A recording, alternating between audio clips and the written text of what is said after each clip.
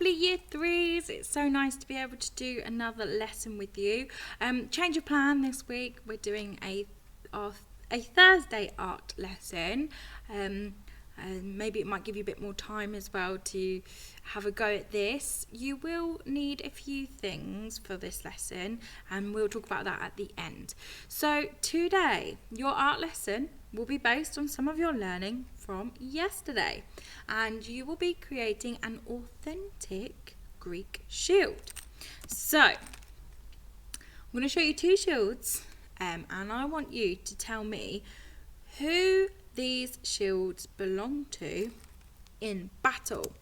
So here's our first one. Can you tell me who this shield would belong to? What side? What part of Greece, what army of Greece would this belong to? Hopefully you have said Athenians. Okay, because this is the owl, little owl of Athena. It's her sacred bird. And who would this belong to? Hopefully you have said the Spartans. Now we'll go into a little bit more detail about the Spartan shield in just a moment. So the Greek shield of ancient Greece was called a hoplon or an aspis. It was from the word that hoplite, which is a Greek foot soldier who you looked at yesterday, was made. So the first word was to do with the shield, and because the shield is a vital part of a Greek soldier, they then derived hoplite from hoplon. So hoplite is a Greek foot soldier. So their shields were deep dish.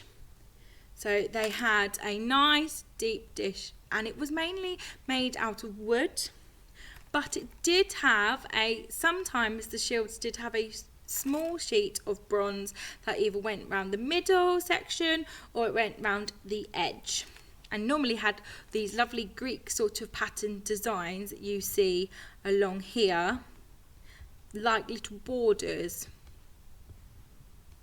which I really like. I think that's really nice. So they have a deep dish. They have the the thin bronze sheet, which I spoke to you about just a second ago.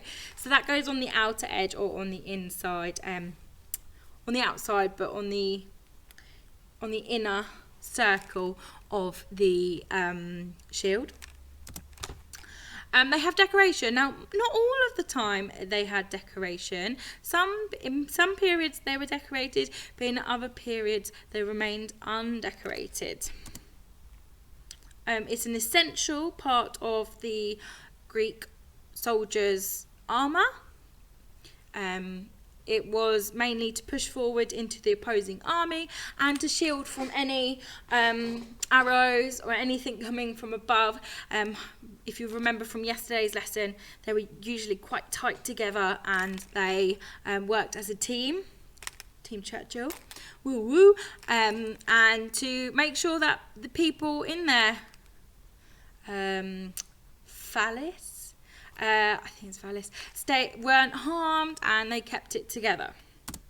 And then the last bit is that it's carried in the left hand. Remember, L, in your left hand. So they had the shield in the left hand like this, and their spear ready to go in the right hand. Now, if you remember from yesterday, they said that you cannot have a left-handed person in the army, because it would mean that he would have to hold it in his right and the spear in the left, and that wouldn't work with the way that the phallus stayed together. So it has to be carried in the left hand. So let's have a look at the decorations on the shield. So the most famous decoration was the Spartan symbol. Now this was a capital lambda. So it's upside down V basically, but it's actually a letter from the Greek alphabet, and it stands for L. Funnily enough, it's called lambda, but it's also the letter L. So if you see that, an upside down V, that is lambda, and it actually pronounced as L, which is strange because you wouldn't have a V hey ho, that's Greeks for you. Okay, from the late 5th century BC onward, the Athenian hoplites usually used the little owl, and as I said to you, it was the sacred owl of Athena. So they had these. Now, obviously, I have shown you the owl on the shield, but I thought this was really nice. I think this is a coin that they would use, but I just thought I'd show you like a really good sort of demonstration of what it would be on the shield. And then the last one of a Greek soldier is a Theban hoplite. Now, the Theban hoplites were sometimes decorated with a sphinx or the cub of Heracles, and as we know him, Hercules. But Hercules is actually the Roman name of Heracles, so the Greek name of Hercules is Heracles. So if you ever look at any Greek myths, it's normally the 12 labours of Heracles, not Hercules, because that's what the Romans have called them. Okay, so on to what you are doing today. Nice bit of art and DT, I suppose, is to create your own Greek shield with your own choice of symbol. So you'll need cardboard, glue, scissors, paint. I actually didn't use paint because I was going for the whole wooden effect of the shield. So I actually just used a Sharpie pen. And on this shield, you need to make sure that you have a border, because most Grecian shields, most Spartan and Athenians hoplites had that little border around the outside of the shield. So if you have a look at these here, there's some really good ones. Now I actually chose this one because it's nice and simple, just to go around the edge. Now here are some examples of all of the city-states of Greece and what their shields represent. So as you can see, we have the Athens, so the Athenians, we have the Spartans with that lambda, and we have Thebes with the club of Heracles. We also have the Crete, which is the axe. Who else have we looked at? Persia. Here's the Persian army shield.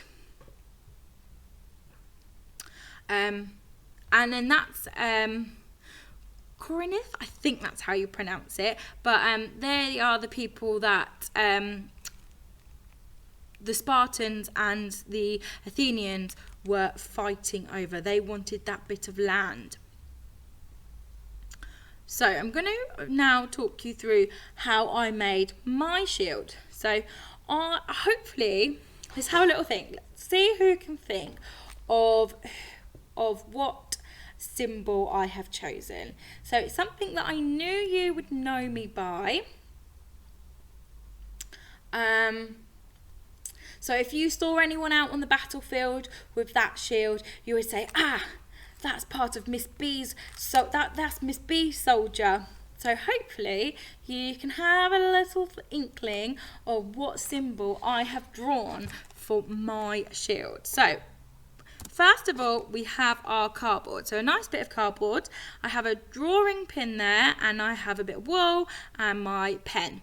And what I've done is I've just put it in the middle of the cardboard, and I measured out with my pen the length of the string that I needed. Now you just push it in. It does get a little bit fiddly, and then you just spin it. So you've made basically like a big old compass, and you just go all the way round. I had to hold the middle because my pin wasn't sitting on the table very well, and it was actually coming out as I was spinning it round. So you might find you may need an extra pair of hands for that bit. And then you need to cut it out. So I cut mine out, and then I started doing the design. Now I've missed a few bits because the camera kept stopping, so I wasn't able to record some parts, and you'll see that in just a moment. So I actually used the string part again to make the inner circle of the cardboard. So I just shortened it, and I had to change my pen as well. And then this is the design that I made that I showed you around. So it's just to go around the border, and it really stands out. I think it really sort of helps the look of the shield. Now, if you don't have any cardboard, and you just wanted to do it on a piece of paper, amazing. Piece of paper and a pencil, superb. That's all you need. It doesn't have to be big. It can be small. It's just as long as you have a little go at doing this, it'll be amazing to see what designs you choose for your shield. Now, just finishing up the last bit of decoration. Now you're going to see straight away what I have chosen to do as my symbol, because the video I started filming as I was drawing it in pencil and realised as I was doing it in pen, going over in pen, it disappeared. So I had to start filming from this point. Now, are you ready? You ready for this? Here comes my symbol. Ta-da! Of course, I knew you'd guess. It was either going to be Darth Vader's lightsaber or a pug, and I chose to go with a pug. Because, you know, sticking with the ancient theme, they wouldn't have had lightsabers back then. So, I've chosen my symbol to be the pug. So we could call the army the Puggians or something like that. So just sort of doing the finishing touches here. Now I tried to get it in the centre, but it didn't really work. But I think, you know, it looks cool. You can tell that it's a pug. It stands out. So I'm just colouring in little bits of the black parts now. I wonder if you will see me, and a little mistake that I do. So keep your eyes peeled. You want to keep them peeled so you can see what I have done with this. I got a little bit upset at first with it. I was a little bit annoyed with myself, thinking, why'd you do that? But I do fix it and it doesn't look too bad. I'll show you the finished product in just a moment, because there's something else that you need to see what you need to do. So just colouring in this eyeball, or pupil shall I say.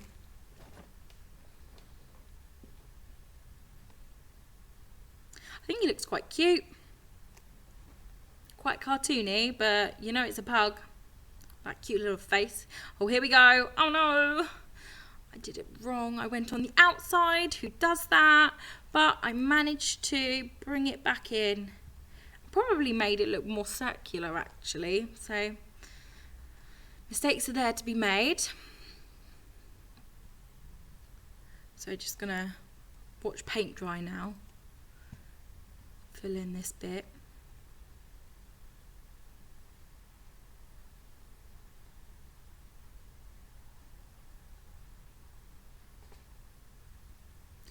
There we go. I'm happy with that. A few little extra dots that I need to make to clean it up a little bit. And voila! My puggo is made. Now I've just rubbed out the little bits of pencil that I had sketched out. So now you just need to make the back of your shield so you can hold it in your left hand. So I just cut up a bit of cardboard that I had left over, and I folded the edges in a little bit to make my hand bit. I then realised that I was making that one a little bit too small because my arms are a lot bigger. So I made the tab a little bit smaller, and then made the next one.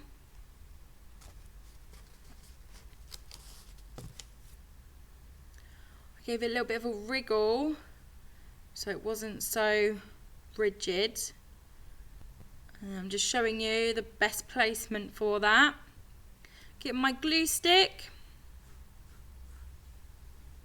and putting on a little bit of glue just so I know that it's going to stick, and then just bending it and sticking it on.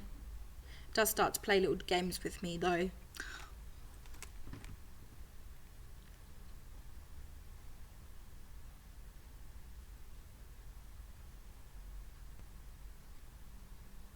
Oh, and the other one goes. So push it down as hard as you can. You might have to sit there for a minute to let it dry. And there we have it. My shield. How cool is that? I wonder if you can see it. Then I've got my bits here. They've all stayed on. So I'm happy with that. Put it in my left hand, my left arm, my shield ready, and I'm ready to battle. Fight for Miss B. Fight for Miss B. Woo, woo, woo. Okay, I want you to have a go. Obviously, if you can do it in your on a piece of paper, that's fine. You can make a paper shield. It might just be a bit floppy, but oh well, you've had a go. It would just be really nice to see what some of your designs are. I really hope you've enjoyed this and you enjoyed doing this. It's been something nice to have, and even after lockdown you can bring them in and we can show them to the rest of the class, and I can have them on display for a bit. That would be really lovely. So make sure when you do make them that you keep them. Send me any pictures of you making them, and obviously the final product. It would be really lovely to see. I hope you have a lovely weekend and really enjoy the rest of your home learning. And I will see you all on Monday for science.